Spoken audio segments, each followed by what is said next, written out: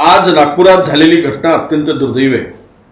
दोन गटामध्ये झालेला तणाव, दोन समाजामध्ये झालेला तणाव, झालेली दगडफेक, जाळपोळ, खरं म्हणजे नागपूर सारख्या शांत शहराला कुणाची तरी नजर लागली असं म्हणावं लागेल।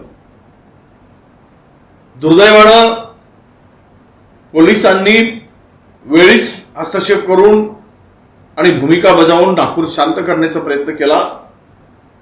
या सगळ्या परिस्थितीमध्ये पोलिसांनी वेळीच धाव घेतली, परंतु मुळात ह्या घटनेसाठी जबाबदार कोण? खरं तर नागपूर शांत असलेल्या नागपूरला अशांत करण्याचं काम कोणी केलं याच्या मुळाशी जाण्याची आवश्यकता आहे। गेली 4 महिने सत्तेतील एक मंत्री बळबळ करत आहेत, दोन समाजामध्ये दरी निर्माण होईल, दोन धर्मात दरी निर्माण होईल अशा प्रकारचं वक्तव्य वारंवार केलं जात आहे। त्यावेळेस त्याला वेळीच बळबळ्या मंत्र्याला आवर घालण्याची आवश्यकता होती आणि कबरीचा वाद जाणून बुजून निर्माण करण्याचं काम झालं। इतिहासाला तोडून मोडून पुढे आणण्याचं काम केलं गेलं। कबरीचा वाद दोन समाजामध्ये, दोन धर्मामध्ये तेढ निर्माण करणारा ठरत असेल तर हे अत्यंत दुर्दैव आहे।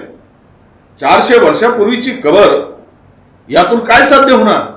ती कबर ठेवली काय, नाही ठेवली काय, कुणाचा त्यामध्ये फायदा होणार आहे, कुणाचं नुकसान होणार आहे? त्यामुळे कुणाची चूल पेटणार, कुणाची चूल विझणार याचाही विचार करण्याची आवश्यकता आहे।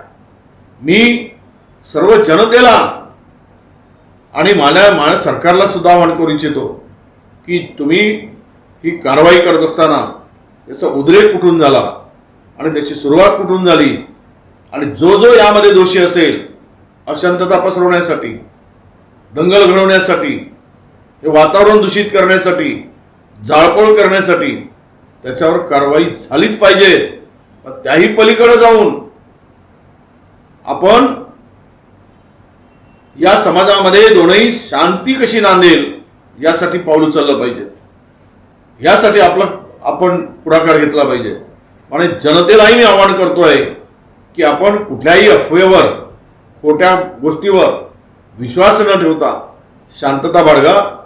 नागपूर हे दीक्षाभूमी, बाबासाहेब आंबेडकरांच्या पावन झालेल्या पदस्पर्शांनी पावन झालेली भूमी, नागपुरामध्ये बाबा ताजुद्दीन अशा सर्व धर्माचा भावना, विचार जोपासणारी ही भूमी आहे आणि अशा भूमीत अशा प्रकारचा उद्रेक होणं आणि शहर शांत होणं, तेही मुख्यमंत्र्यांच्या गृह जिल्ह्यात होणं, हे अत्यंत दुर्दैवी असं मी मानतो।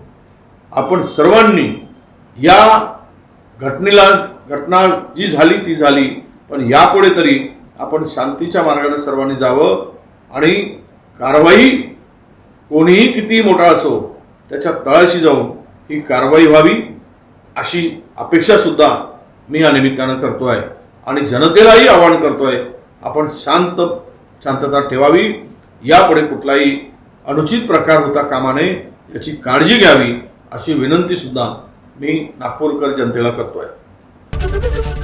एबीपी माझा, उघडा डोळे बघा नीट।